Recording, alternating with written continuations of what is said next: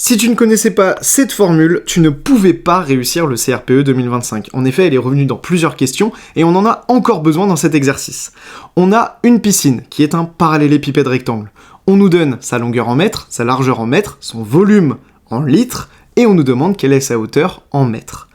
Attention, est-ce que tu n'as pas remarqué quelque chose dans ce que je viens de te dire? Les longueurs, elles sont données en mètres, mais le volume, il est donné en litres. Pour pouvoir faire le calcul et avoir des unités qui sont logiques et qui matchent, qui correspondent, il faut absolument convertir le volume en mètres cubes. Et on sait que 564 000 litres, c'est égal à 564 mètres cubes. Ça, il faut le savoir par cœur. On le voit en détail dans les vidéos de Novel Pro. Alors si tu as besoin de ce genre de rappel pour réussir le CRPE, clique sur le lien dans ma bio et commence ta préparation dès aujourd'hui. Maintenant qu'on a fait cette conversion d'unité, eh bien on va pouvoir faire le calcul.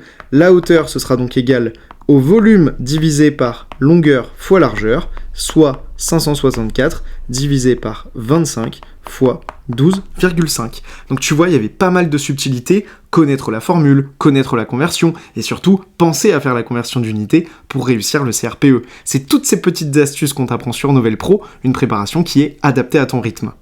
En faisant ce calcul, tu trouves que c'est environ égal à 1,80 mètres, et on n'oublie pas les deux chiffres après la virgule, car l'énoncé nous demande un arrondi au centimètre. Toutes ces petites choses-là, elles sont super importantes pour réussir le CRPE, alors abonne-toi, je corrige des exercices comme celui-ci tous les jours sur mon compte.